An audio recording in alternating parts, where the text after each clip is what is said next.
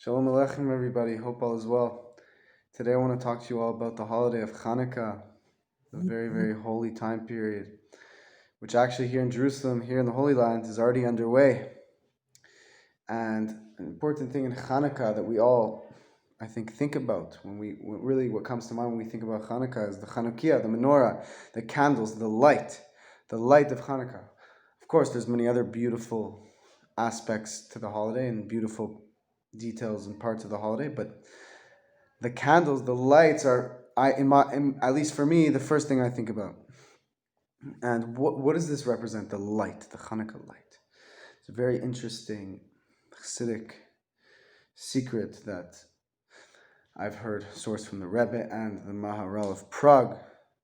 And this is that, well, we already know that when Hashem created the world, He revealed an incredibly powerful light. And then He hid the light. The light was too powerful to be revealed at the onset, and He hid it and saved it for the days of Mashiach. And in a Sikha, the Rebbe explains that the word Raz, and Or have the same gematria, and Raz means secret, and Or means light, and they have the same gematria, meaning that this light is a secret, it's a mystery, and it's a surprise waiting for us when the days of Mashiach come, may it be today. What's interesting about this light is on Hanukkah, through the candles, through looking at the candles after you light them, this light is accessible, and we're able to tap into this light.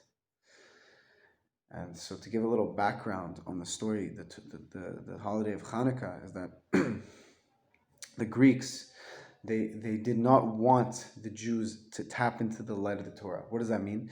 The Greeks weren't necessarily against the Jews learning Torah. The Greeks were very into intellect and intelligence, and they recognized that Torah is a very intelligent book, and it's a brilliant book. They wanted Jews to learn it, but they didn't want Jews to tap into the light of the Torah, meaning they would say to the Jews, why do you have to make it about God? Just learn about the laws, learn about the intellect, but why make it about God? Take the light out of it. Learn it like it's any other subject. That's what they wanted to do, but Baruch Hashem, the Greeks failed in their mission to uproot the light from our lives. And what's this? What does this mean, the light of the Torah? When a Jew learns Torah, and when a non-Jew connects to the 7 laws of Noach and connects to God, through the Torah, we connect to Hashem. By us learning Torah, we're not just involved in just whatever the Torah is telling us. We recognize that this is a revelation of God. This is Hashem speaking to us through the Torah. That within every piece of Torah we learn, every piece of godly literature we learn, there's a light enclosed within it. And anything we learn, however great it may be, we recognize that there's always a higher source, and that's Hashem Himself, and Hashem's light is within it all. So whatever we learn, let's say we learn a story about Abraham doing an act of kindness, or Joseph overcoming, with great courage, overcoming all of his challenges. So we recognize that this story, within it, there's a light within it. We tap into the chesed of Abraham, the self-sacrifice of Abraham. We're able to tap into this powerful kindness within this person. It's reflecting a kindness of Hashem. It's reflecting Hashem's light.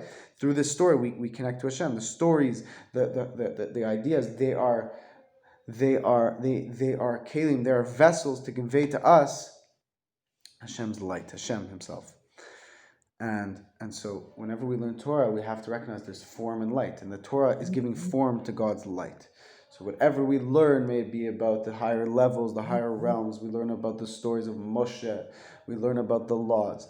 It's Hashem's light that's being enclosed within the Torah, and the Greeks wanted to take that away from us. They didn't mind if we learned Torah. They didn't mind if we learned and spent time studying, but they wanted us to do it just for the intellect. But Jews, we recognize that it's not just about the intellect. It's true the intellect's a very high level, and we want to be able to connect to God intellectually. But we recognize there's a level much higher than intellect. We're able to connect to God with our whole being, which is called will, keter ratzon. It's the highest level of the sefirot. It's above the head. It's the crown. So what's an example of this? A parent loves their child. They love their child not because of intellectual reasons. They don't say, oh, it makes sense. I am the father of this child, and therefore it would make sense for me to love them. No, they love them because it's so essential. It's something that's so clear, so powerful, that it's so much higher than logic. It's such a powerful truth that it doesn't even need logic to it. So that's how we connect to God. We connect to God way above logic. It's true. It's very important. We want it to flow into our intellect. We want it to be drawn down into our intellect and emotions, and we want to connect to God intellectually and emotionally. But that's only through recognizing that there's a level of serving God even higher than logic. And that's what the holiday of Hanukkah represents, that there's this bright light within every service of God, where there's really, within everything we do to connect to God, there's a bright light within it. And on Hanukkah, through looking at the menorah, the lights of the menorah, we're able to access this light. When Mashiach comes, it will be completely revealed to the world. May it be today. Hope you guys enjoyed this video. God bless you. Have an exciting, wonderful, enjoyable Hanukkah, and spread the light to all those around you.